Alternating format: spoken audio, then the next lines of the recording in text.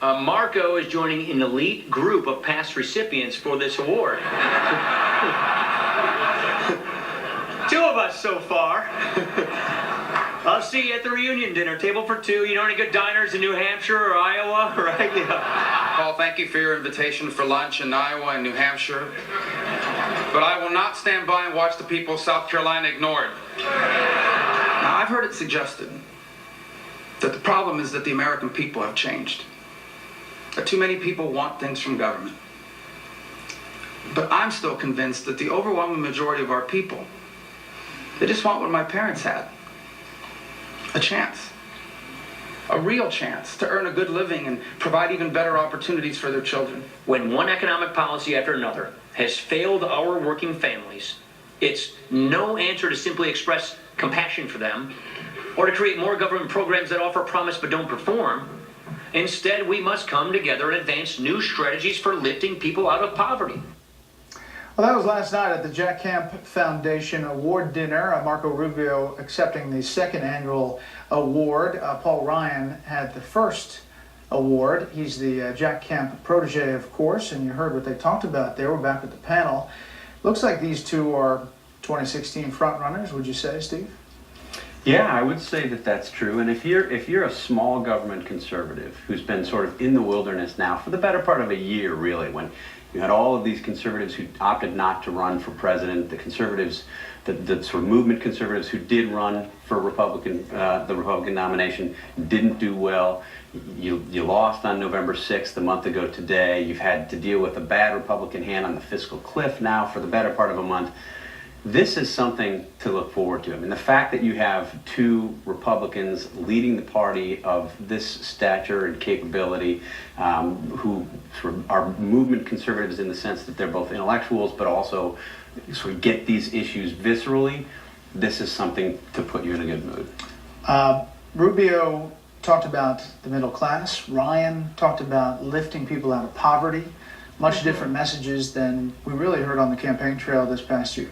Well, Rubio also seemed to be sort of disagreeing with Mitt Romney's argument a little bit. You know, this sort of 47%, you know, people who just want handouts kind of thing, which he has disagreed with before. So I think that's interesting because I think it's a really kind of reprehensible message. You know, I wonder where Jeb Bush fits into the, into this. Also, I can't speak to that since I'm not a conservative, but I think he's certainly would be one of the leading contenders along with these two gentlemen. Charles.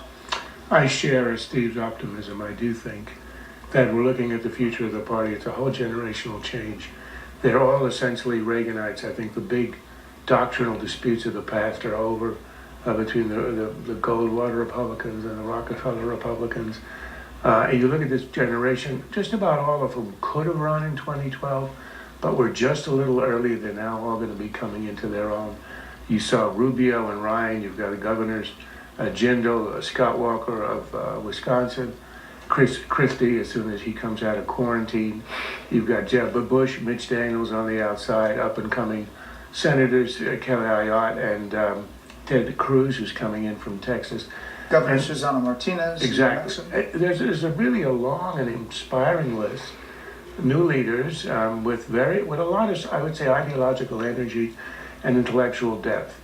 And there's one other factor. 2016, assuming our economy's still around, is going to mark a year where there's going to be an open seat.